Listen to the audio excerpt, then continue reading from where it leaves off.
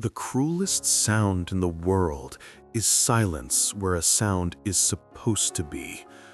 The silence of a nursery that has never heard a baby's cry. The silence of a crib that has never held a sleeping child. For 5 years, my wife Eva and I have lived in that silence. It has been the soundtrack to our marriage, a constant humming reminder of our single, shared, and spectacular failure. We couldn't have a child, and I thought we were enduring this silent heartbreak together. I was wrong. Eva had found a way to escape it. She was building a new life, a secret, happy life, and she was doing it right in front of me, one tiny folded piece of paper at a time. It started with a glass jar, a big, beautiful apothecary jar that she placed on the mantelpiece. And then the notes. Every day I would see her, in quiet moments, scribbling something on a small piece of colored paper, a thoughtful, secret smile on her face. Then she would fold it carefully and drop it into the jar. At first, I thought it was a gratitude jar, some self-help trend she'd read about. But her gratitude seemed to have nothing to do with me. The smiles were private. The moments she chose to write were when she was alone, or when she thought I wasn't looking. The silence in our house began to change.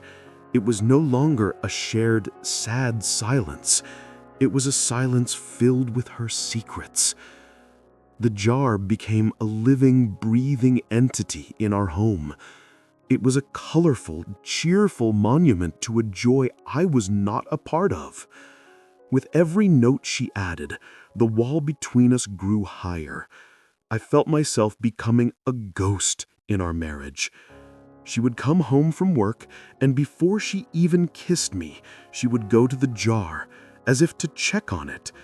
She would hold it, gently swirling the colorful papers, and her face would soften with a look of pure, unadulterated love, a look she hadn't given me in years. My grief, which had been a dull ache, began to sharpen into a jagged, angry paranoia. What was she writing? What secrets could possibly bring her that much peace while I was still drowning? I came to a conclusion that felt both insane and inevitable. The jar was her escape plan. She was documenting a life she wanted, a life that didn't include me. Each note was a memory of a time she was happy before me. Or perhaps they were dreams of a future without me. Or worse, they were little messages, quotes, and memories from an online affair with someone who could give her the happiness I couldn't. The jar wasn't a collection of gratitude. It was a collection of evidence against me, a monument to my failures. The final IVF treatment was our last hope. We had poured all of our money, all of our emotional energy into this one last shot. The day the doctor called with the news that it had failed, I felt the last bit of light in my world extinguish. I came home utterly broken, my soul scraped raw, and I found her at the table, writing a note, a cheerful yellow piece of paper. She had a gentle, serene smile on her face as she wrote. Something inside me didn't just break. It detonated. She was smiling. On the day our last dream had died, she was smiling and adding another secret to her jar of happiness. She was celebrating our failure. It was the final, brutal confirmation that she had already left me. I walked over to the mantelpiece. I grabbed the heavy glass jar. She looked up, her smile vanishing, her eyes widening with panic. "Ben, no, please don't." "I can't do this anymore, Eva." I said, my voice a low, shaking growl of pure pain. I can't live in this silent house with your silent, happy secrets. I need to see.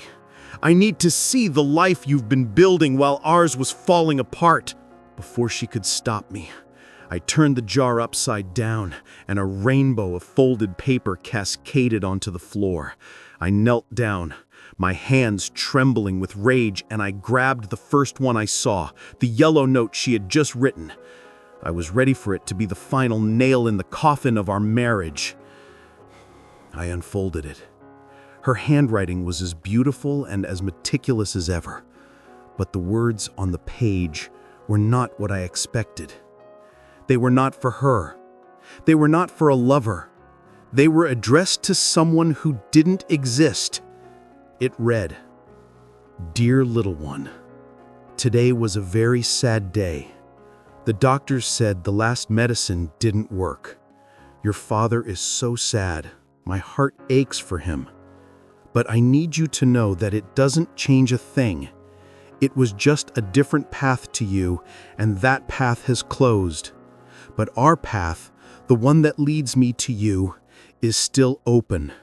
I promise you, I will find you. Your dad is the strongest man I know, and one day he is going to be the most wonderful father. He just doesn't know it yet." I froze, the paper shaking in my hand. I picked up another, a blue one. "Dear little one, today I want to tell you about your father. He has a laugh that sounds like rumbling thunder, and he makes the best pancakes in the world. He pretends to be grumpy in the mornings, but he's not.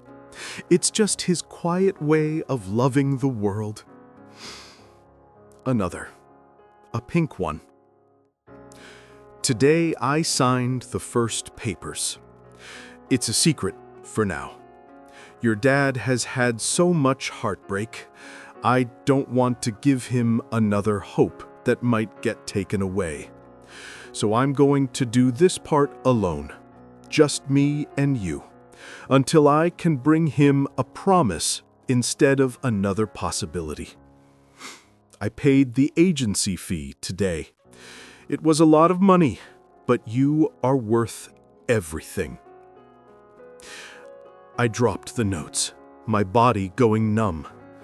They were letters, hundreds of letters, to our future child, the child we were going to adopt. She hadn't been escaping our grief. She had been building a bridge across it. The jar wasn't an escape plan, it was an ark of memories and promises she was building for a child who hadn't even met us yet, to show them how much they were loved even before they were found. She was practicing being a mother. She hadn't told me about the adoption because she knew how fragile my hope had become. She had decided to take on the entire, terrifying, uncertain burden of the adoption process alone, to shield me from the possibility of one more failure, one more heartbreak. Her secret smiles weren't a betrayal. They were quiet, hopeful conversations with our son or daughter. The woman I thought was abandoning me was in fact on the loneliest and most hopeful journey of her life, all for us. I looked at her, my wife, kneeling across from me amidst the scattered, colorful pieces of our future, and the silence in the room was no longer empty. It was filled with the deafening sound of my own shame, and a love for her so immense and powerful, I felt it might actually bring me back to life. I crawled over to her, through the sea of paper promises. I didn't say anything. I just picked up a blank piece of paper and a pen. I handed them to her. "Tell our baby about today," I whispered, my voice choked. Tell them it was the day their dad finally came home.